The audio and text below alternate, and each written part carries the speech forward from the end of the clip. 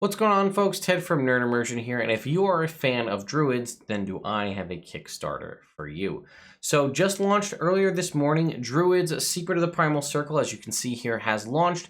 They've raised $4,000 out of their $15,000 stretch goal, and they sent me a copy of the book. So basically what this is a full Druid, about a 300-page resource just for Druids. So if you are a Druid, you love Druid, you have one in your game, or you're planning to play one, you might consider investing in this Kickstarter. So one of the things that kind of really blew me away right out the gate was this is going on Kickstarter, but they still went to their printer early and had a physical book, hardcover book, printed up and sent to me to review it so that I have time to read through the entire thing and give my opinion on it and talk about different aspects of it. Now, one thing I will say is this is an early review copy, so as part of that, there's things that probably are different in mine than will be in the final product that you'll ultimately get, and I think the main issue from that is going to probably be, probably art, but it says number of, they'll have other images, and things overall may shift as a part of that. So anyway, moving on back to the Kickstarter, I just wanted to talk about what you'll get. So for $25, for $1, you can basically get an initiation to the Druidic Council, which is basically a survey, and I'll show you what that means at the end. A map and a PDF map. For $25, you get it as a PDF form. For $40, at least for early bird anyway, you get everything we just talked about plus a hardcover. $50 is the standard hardcover. $75 gets you STL files of some of the minis. $90 gets you multiple copies of them, and $100 lets you actually name one of the councils in the book. So you can see here's a bunch of different things. A whole new level 1 to 20 class called the Dire Druid, a sort of druidic-based martial half-casting class. 13 new druid subclasses, including a ranger one, and that's not included, but a new ranger one as well. Alternative ways to use your wild shape, a bunch of spells, magic items, monsters, templates, so you can apply them to any particular monster to change it up. A variety of special materials for making druid-themed armor, or just in general, like in weapons and things.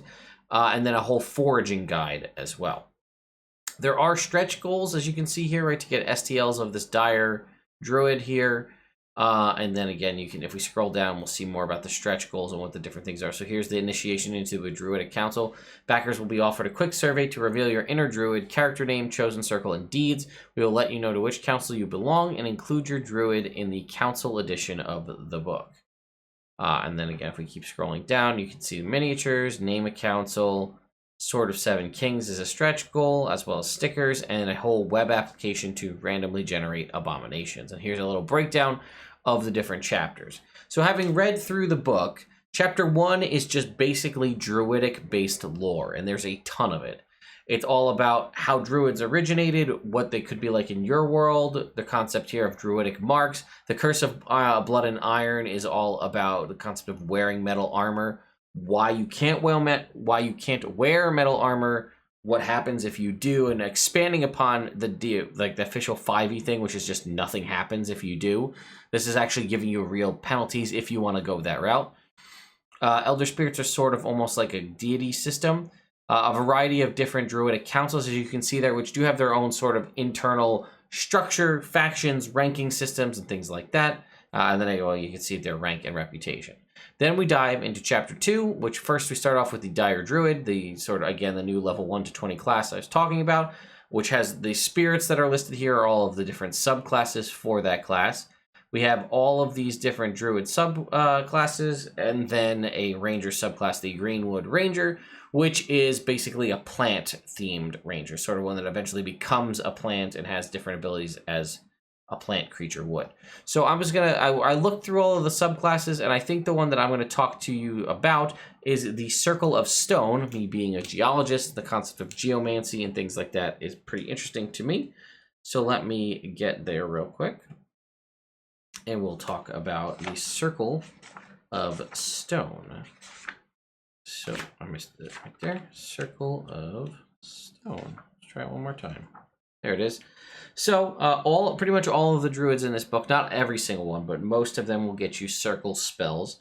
So for this, it's going to be Blade Ward, Heroism, Enlarge, reduce, spike growth, meld into stone, primal strength, avalanche, stone skin, pass wall, and wall of stone. Some of those you might not know because they're new spells included in this book.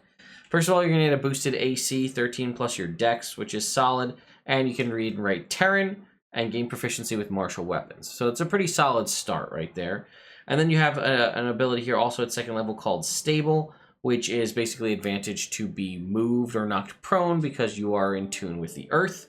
And then you can ignore ground-based difficult terrain, and because you're calm and steady like a rock, you have advantage against saves to be frightened. And then Earth Glide at level 6, similar to what a lot of the elemental creatures that we already know have. You can basically subsume yourself into the earth and move around. You can do this for 10 minutes. After using this feature once, you can't do so until you finish a short or long rest until you expend a spell slot of 3rd level or higher, which extends the duration for 10 minutes. If you're buried while this happens, you're basically shunted into the nearest space and take damage. And then Strength of the Mountain at 10th level, you spend hit dice basically as an action to heal yourself as though you'd taken a short rest. And then you can also potentially get back some spell slots using that same ability, similar to an Arcane Recovery, but that is only once a long rest to those abilities. And lastly is Tremor, which reminds me of Avalanche, the Brotherhood of Evil Mutant X-Men, or I guess Quake from the Marvel Universe, where you can basically make a tremor in the ground. As a bonus action, force creatures within 60 feet to make a dex save or fall prone. And then when you invoke this feature, you can select a number of squares equal to your wisdom modifier. If a creature falls prone in those squares, the vibrating ground deals them damage, and you can use this proficiency bonus times prolonged rest. So I like this because it wasn't too overpowered. I know sometimes when you get into homebrew and you know, published stuff that folks make, you never really know what you're going to get. And I feel like the Circle of Stone has a bunch of interesting, unique abilities and some nice passive things like martial weapon proficiency, but also gets around without being too overpowered.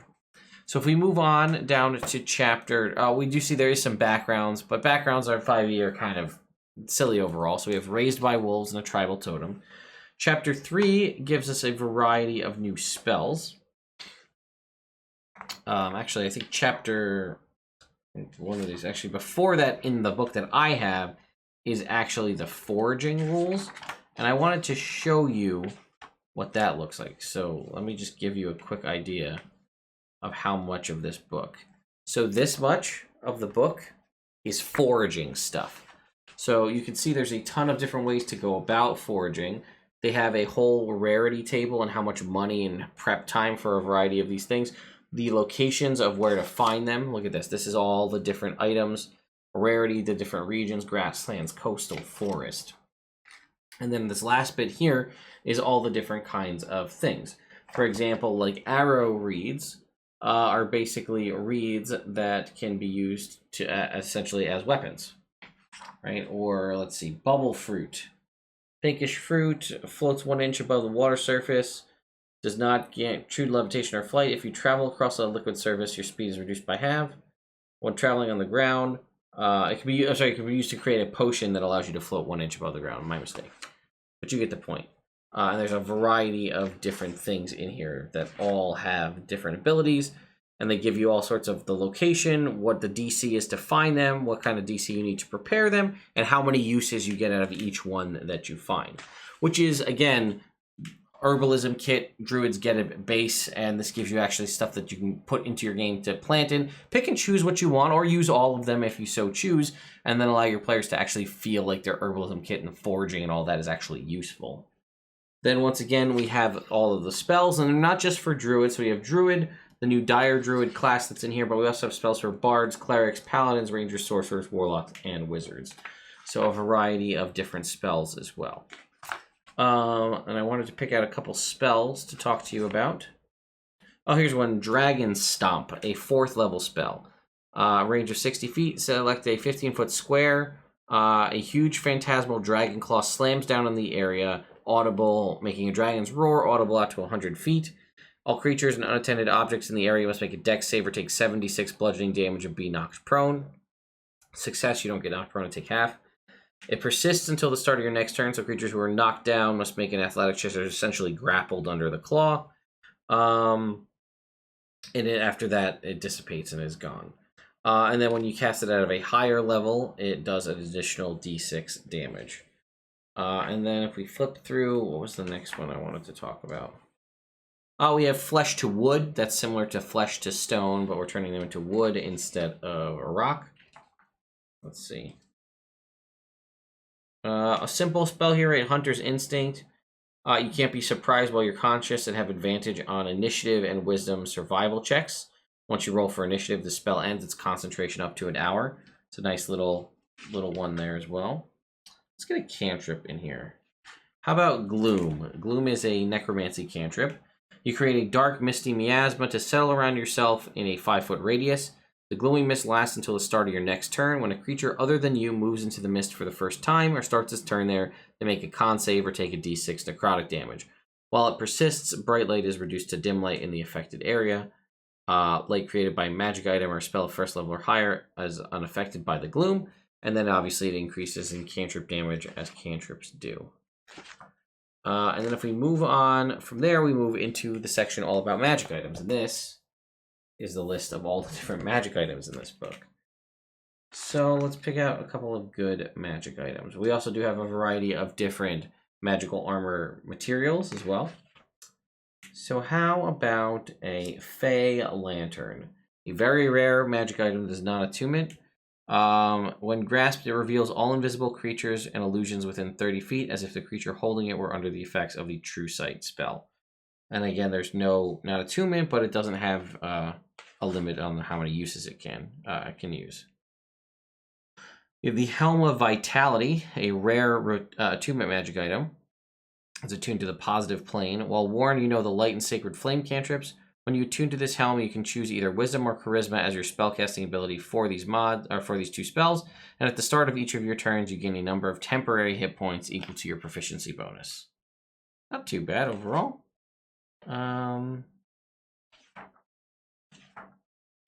Let's see. Did I have one? I thought I had it written down. Okay, well, we got this tough hide pelt right here at the end. Uncommon, requires attunement. Let's see. While wearing this enchanted animal pelt, it seems to merge with your own skin, giving you a hairy animal appearance. You get a +1 to AC while wearing it. Simple enough. Kind of like a ring of protection, but a little bit lesser. And then we have a whole section here on the special materials. Bonecraft, Cold Iron, Elderwood, Everflame, Everfrost, Falaroon, Faerun, Ironwood, Korak, Meldrune, and Precalium, I think is how you pronounce that. All different materials, a little bit about them, and then again, there were magic items and things specific to them. And then this back bit here is all about history of the sort of world created this. One of the most important aspects of this resource is the Netherrealm. This world, also called the Greylands, is home to villains and monsters sworn to destroy druids and subvert the natural world druids protect. This section includes the history of the Netherrealm, a discussion of the Shadow Court that reigns there, and details the Gloomstar Council. It also provides a map and a brief gazetteer, enabling a GM to incorporate this twisted, shadowy land into a campaign. Again, this is stuff you don't have to use if you don't want to. There's plenty of other DM and player-related content, but this is lore that's already been developed, and if it's everything like the rest of the book is, it's very good quality stuff. It has a lot of different options and things for you to use. So why not use it and save yourself a little bit of trouble? Here's a map. And then lastly, in the back of the book here, is where we get into full monster stat blocks. We have a variety of different interesting stat blocks here. For example, we have a Dire Jackalope stats, which I'm not going to bother reading through a stat block to just show you and tell you about it, but I can talk about some of the interesting things in here. I want to get to, so where is it? Here's gloomed creatures, right? So these 2 pages are the template for gloomed creatures.